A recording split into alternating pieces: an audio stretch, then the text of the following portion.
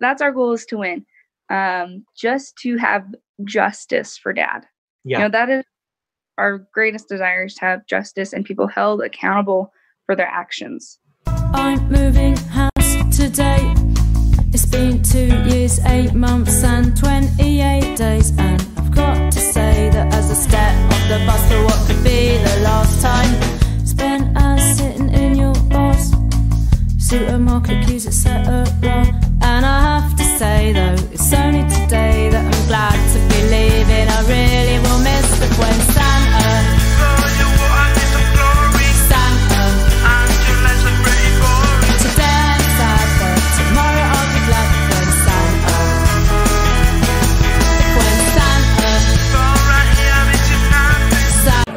Listening to truthconduit.com with Chris McMillan.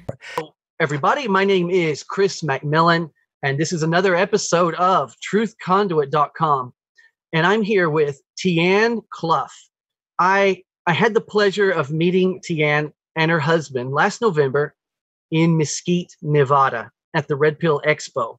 And this is a conference that's hosted by G. Edward Griffin, and it focuses on hard-hitting geopolitical topics that most people are completely unaware of. Wouldn't you agree, Tean? Yes, I would definitely agree with that.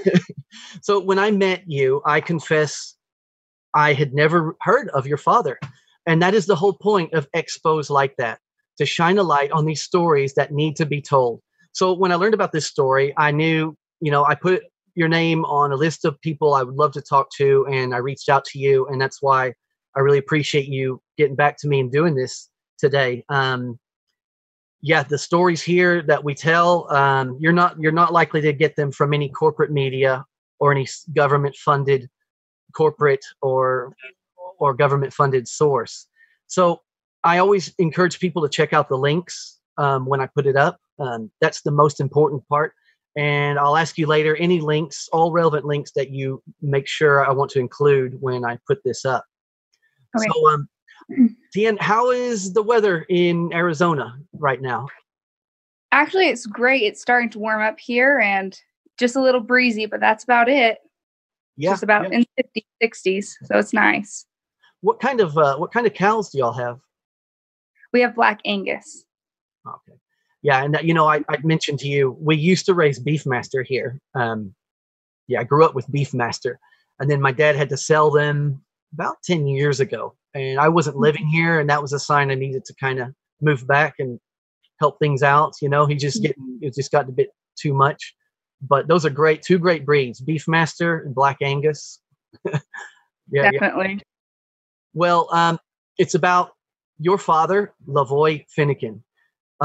Could you take a few minutes and just give us a basic rundown on the events that led from the standoff at the wildlife refuge occupation to the roadblock incident?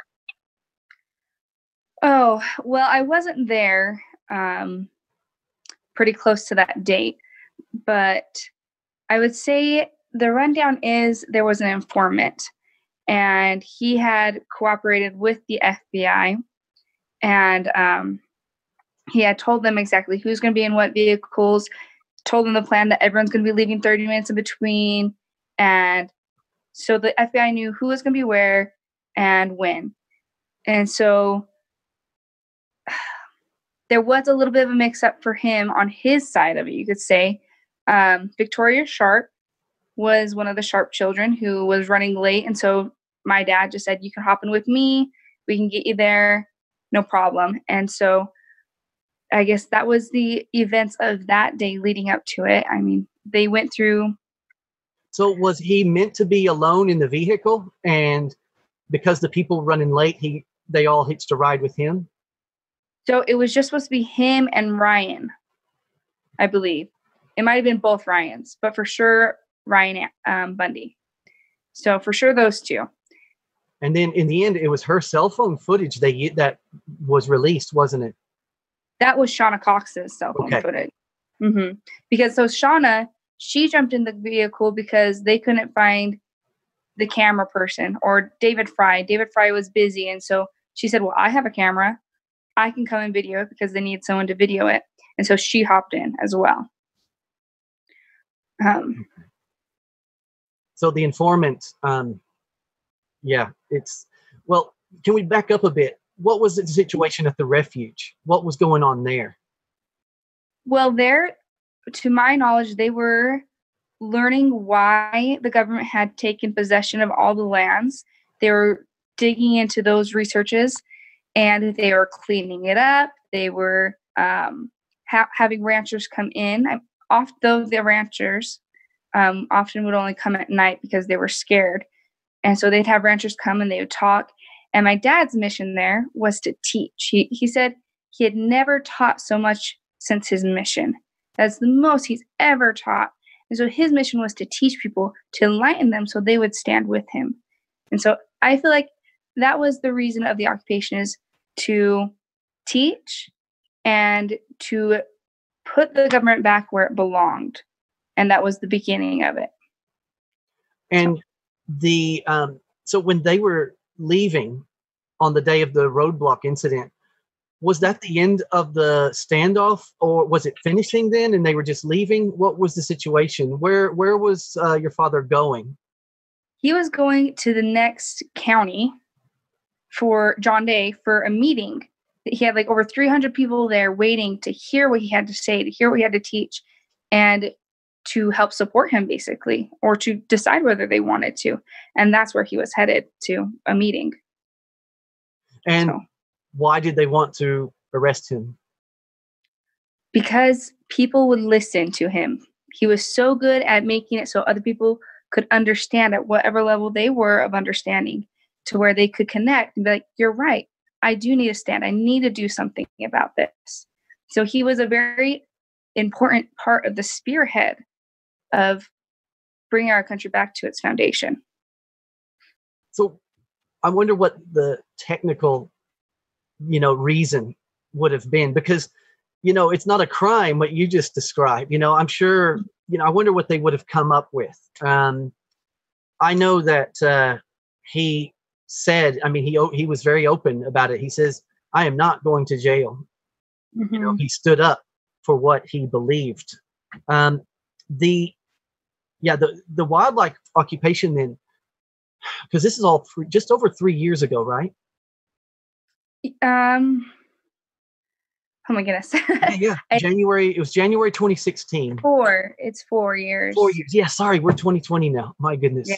Yeah. So I should have looked this up, but I'm not sure. What is the state of the wildlife refuge is still as it is. They were just doing these seminars and talks at the refuge. Is that what was going on?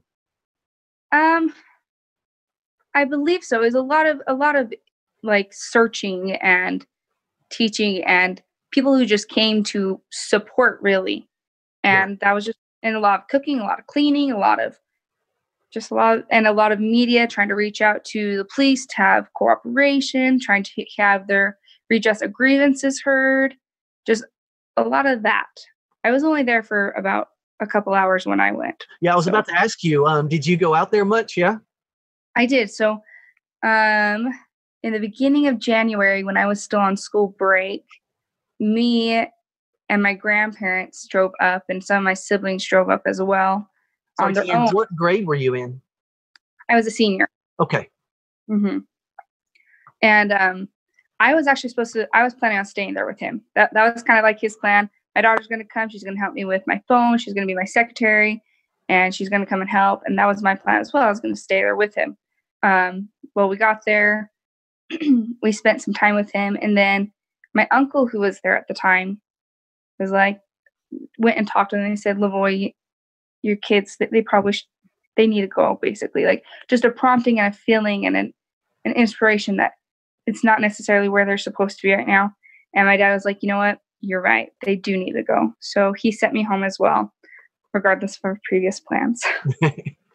And who were you the only, who were you with as far as your siblings? Who all was there? Okay, so there was me. I had my oldest sister, Tara, my second oldest sister, Belle, and I believe Brittany was there too, and their kids. Yeah. So we brought the kids as well, just to show that my dad is human. He has a family. He's not a villain. And it's safe for these children to be here. It's a safe place. So I believe we were the 4 that were there. What was the atmosphere like? Was it optimistic? Were people, engaging each other, or was it more of a somber, more nervous kind of atmosphere? What was your impression? It was very optimistic. People were very friendly, very kind, very giving, and yes, definitely optimistic. Yeah. Yeah. What's the latest news with the family from the website? You're still engaged in a legal battle with the BLM and also a wrongful death lawsuit. Are there any updates on the latest news with that? So with the BLM, let me start with this. My father, he never believed that the women should have to be in the front lines of these kind of battles. He believed that the mothers and the children should be safe. And after he was killed, we felt that my mom shouldn't have to, that we wanted her to be protected, like that we didn't want to lose her as well. And with that said, we made peace with BLM to an extent because we chose to focus all of our efforts towards the wrongful death lawsuit. So as of right now, we still run on our range. And with the wrongful death lawsuit, we've been battling for 4 years. We had to wait for the Bundy trial to get through, and then ours, started making progress. And as of March 6th, this coming March 6th, we have an oral hearing for their arguments about whether the case should go forward or if it should be dismissed. And so that's going on the 6th. And from there, we will know whether we have a trial date or if it was just a long 4 years for nothing. And is this is filed against the FBI themselves? There's actually, I believe, 12 to 13 different people and organizations that we're filing against. I don't know the whole list. Yeah. So I mean, it's all over the internet. The fact that 2 agents were, and I believe the forensic proved it. I mean, there were 2 agents that lied about not shooting their gun, and that was clear. And they said, yeah, they definitely didn't. That didn't happen. I don't know what punishment they had. There seemed to be no controversy around that.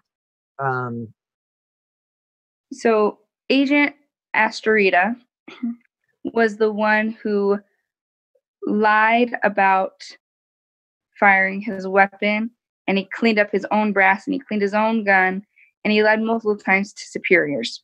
He had his own trial, and because there were 2 other officers that said, well, I don't know if I was the one that shot those shots that day. I can't remember. I was so scared. So since 3 of them were saying that statement, the jury basically said dismissed because we know someone's lying, we just don't know who. So basically he was already had his trial and got off. Okay.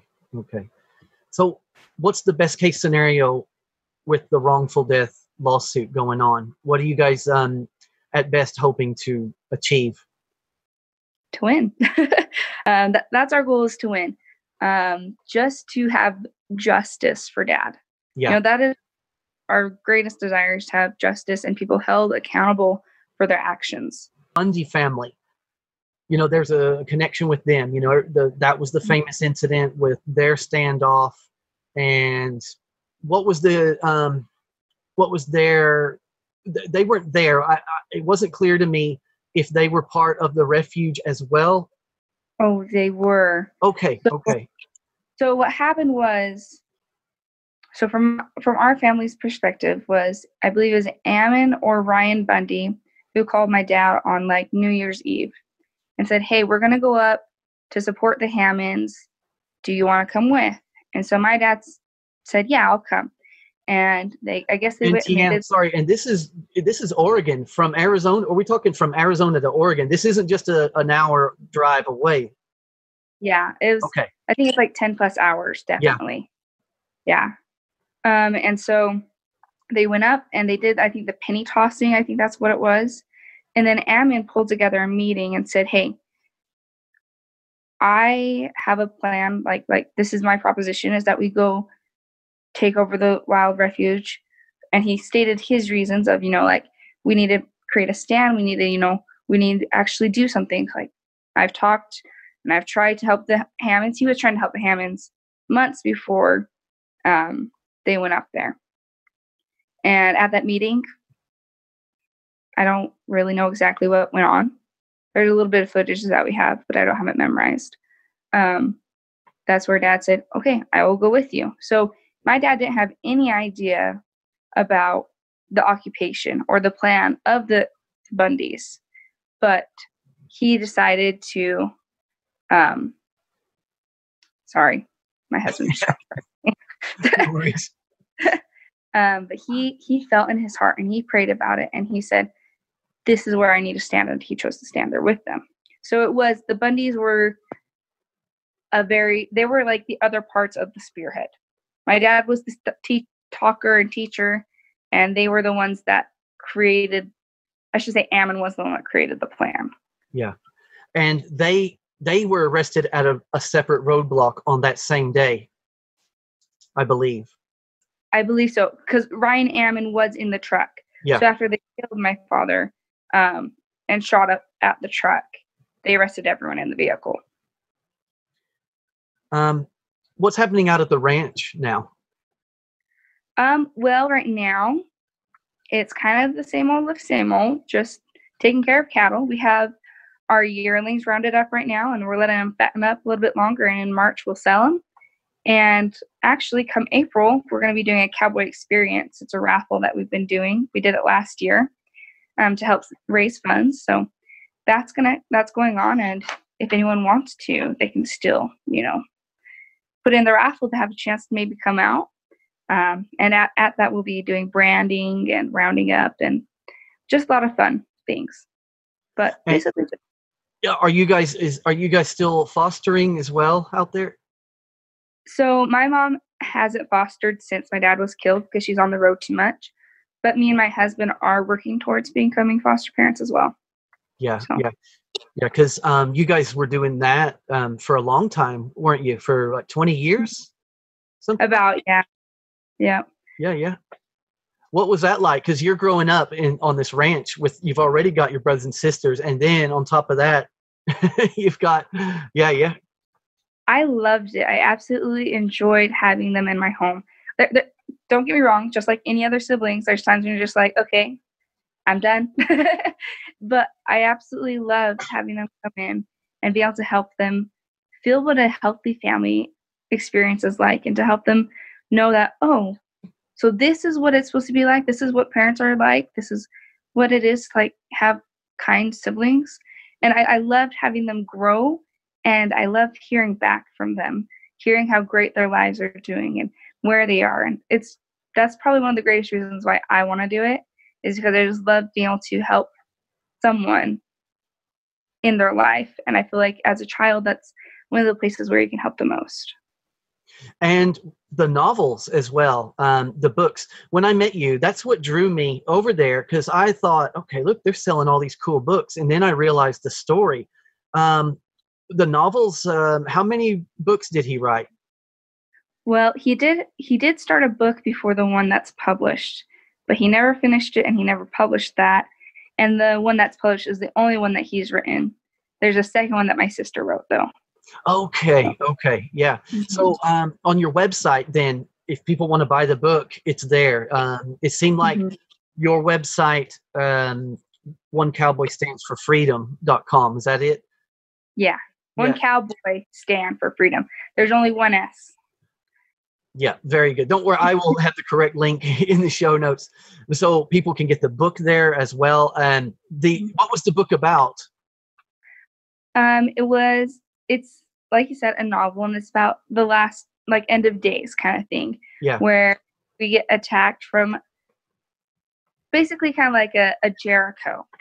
We get attacked, and how a father brings his family back home, and how he protects his freedoms and his rights from those within the town who wishes to as a socialist, well, you have to share. It's your duty. You have to share. That's kind of what it's about, trying to help teach in a way that people can enjoy and yet understand. So that's kind of what it's about. And so when he wrote this book, was it long before all of the trouble started? So it was, I believe he finished it in the summer of 2013. He wrote it in less than 6 months. He saw trouble on the horizon, and he did. Well, Tean, I've got to read this book. Yeah, I should have bought it at Red Pill Expo, but I'm definitely going to be ordering it because, it sounds like from what you've told me, it touches a lot of very important social, geopolitical concepts, but mainly the idea of collectivism versus the individual. And it is probably one of the most important topics that people these days need to be aware of, because it's all coming in at a subconscious level. Everything that's happening in the mainstream media and through public schooling, and there are we talk about this a lot in the autonomy class that I'm a part of. And as you know, G. Edward Griffin, who hosted the Red Pill Expo, I mean, he's given lectures just blatantly called collectivism versus individualism. And your dad was ahead of the game. He saw it coming.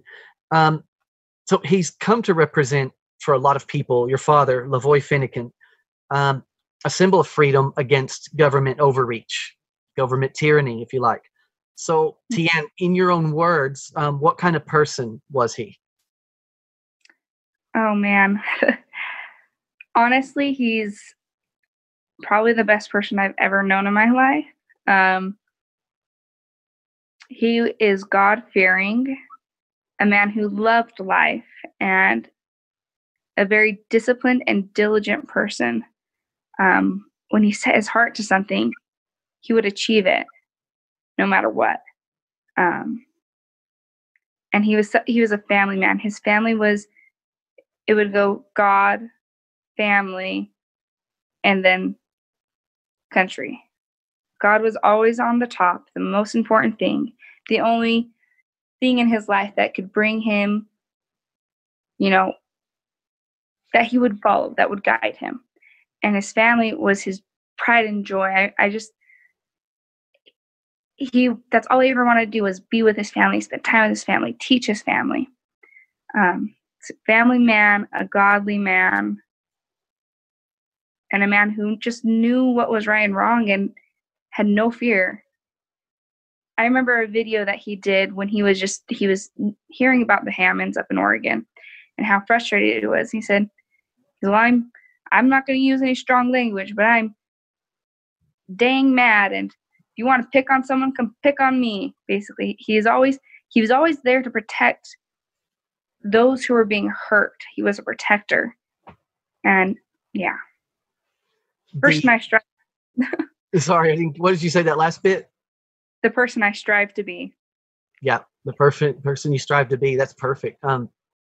The intro video on your website, when you first open it up, there's a video that automatically plays, and that's some fantastic editing there. It's got the voiceover of all the things that he has said, been recorded saying with the images. It's a really nice intro. The website is very well made. It's very clear where, you've got a newsletter that people can sign up for. You've got the shop, and you've got the latest news on the legal battle. What else? I can't remember. I can't remember. I think there might be like a donation page. Yeah. But that video that you mentioned, it's actually like a trailer to a 4-part series that we created telling his story. It's called Lavoy Dead Man Talking. So it's him telling his own story. And if you really want to get like an in-depth understanding of what happened up there and who he was, and if he was the villain or if he was the hero, that's a great way to know, is by watching that series. And we just barely completed it, so we have the whole set online if anyone wants it. 4 parts, yeah? Yeah. Very good. And is it like a documentary then, that each episode is about an hour long, or how is it set up? I would say like they range. I think like one is like an hour-ish, another one's like an hour and a half, and I think two of them might be like around 2 hours. Yeah. Quite a few hours. Very good. And who all did everyone contribute to get it made? How was it? Who produced it? Was it people you knew, like people who very good at who knew how to make documentaries? Well, how did it come about? There's this governance class. It's called Governance for Self-Governance. Oh crap! What is it called? CSG. Yeah. Center for Self-Governance. Center Okay. for Self-Governance. And he felt inspired that he wanted to get my dad's story out there. And so he found someone who actually had never made a movie before. And he helped create it. People donated to help create it. And then my mom took it on tour to try to tour it to raise donations to get his story out there. So that's another way if anyone wanted to help, they could contact us and set up a showing to show part 1, part 2, or obviously starting with part 1. But yeah, that's what we've used it for. And he's the one that helped create it. That's great. And are you in it? I am. I am. Very good. So March 6th then is a big date. So you guys, I suppose you'll be, after you know something on March 6th, you'll let people know, keep us in the loop. Yeah. Yeah, we will for sure. Yeah. Is it going to end? No, sorry. It's not going to end. Either it ends March 6th or it will go to trial. Is that right? Yeah. And so if we go to trial, we'll have a period of time for, what's the word? Basically like diving into the investigation. Yeah. And all the information. Discovery, that's the word. We'll go into discovery, and then we would go to trial whenever the trial date is set. So. Very good. Very good. Is it going to happen there in Arizona, or do you guys have to drive to Oregon for? We have to go to Oregon. Okay. Yeah. Where it all took place. Mm-hmm. Okay. All right. Very good. So, Tean, well, I've already talked about the website, but just in case I missed anything, the website again, do you plug it in for us and where people can go just to find out more about Lavoy Finicum and what happened and how people can support you guys and help out. Sure. It's onecowboystandforfreedom.com. If people want to donate, if they want to help, there is a donate button. I would say be careful on when you do it, because some people, there's a monthly donation subscription, or you can just donate one time at the bottom of the page. Some people sometimes accidentally donate monthly when they only want to donate once. Or you could buy product, anything. We have shirts, we have hats, we have necklaces. We have a lot of things that people have donated and helped to make funds for this. Or you could even do the raffle. There's the cowboy experience that you could jump in on the raffle, or you could buy my sister's book. There's a lot of things, and all would be very appreciated. What's your sister's book about? It's about, man, I haven't read it completely through yet. It's a more serious book, definitely more serious. It's not a novel. Yeah. It's basically putting all the facts in line, what happened and when it happened, and kind of telling Dad's story along with the Bundys and whatnot. I'll definitely link that in. What's the name of the book? Liberty Rising. Okay. Very good. Yeah, I'll definitely, even though I know it's on your website, I'll put it in as a separate link where they can go straight to, what's her name? Tara Tenney. Yeah, Tara Tenney's Liberty Rising. Well, cool. And so I was going to ask you the raffle. If somebody were to win this, when does that go on? So in the raffle, we have 2 more drawings that we're going to do. One is going to be at the end of February and one in the middle of March. So that gives people enough time to plan for it. And when will it go on? Oh, sorry. April 8th to 11th. And there is actually 2 buy-in spots if people wanted to buy in. Cool. So April 8th to 11th, people could win a chance to go out to your ranch and just have a great experience. Yep. What's the weather like in Arizona that time of year? It's perfect, isn't it? Not too hot, not too cold? Well, it's can be either or, really. It can either be really rainy or nice and sunny. Yeah. Yeah. You know, we drove through Arizona when we drove up to Nevada. When I met you, I was part of a road trip I did with my family, and we were all over Arizona, basically. Phoenix, Quartzsite, Flagstaff, of course, took the kids to Grand Canyon. It's a beautiful place. Well, very good. Any final thoughts, Tean, before we wrap up? No. Very good. Very good. Well, thank you very much for taking the time to talk to me. I really appreciate it. Yeah. Well, thank you for having me. And we're looking forward to seeing what happens March 6th. Yes, I am too.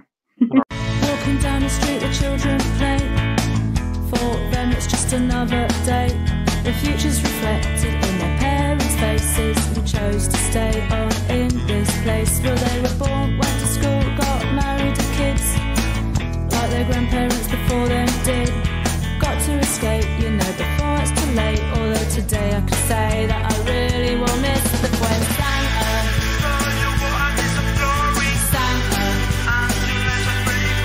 but yeah, I was right, knew what it was like when Santa. You've been listening to truthconduit.com with Chris McMillan. Go to the subscribe page and sign up to get notifications of the latest posts. And check out the support page to help keep it going.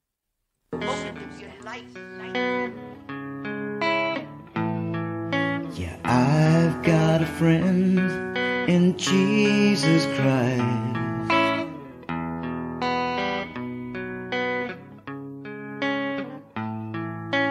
I've got a friend in Jesus Christ, and Krishna and Buddha and my bartender.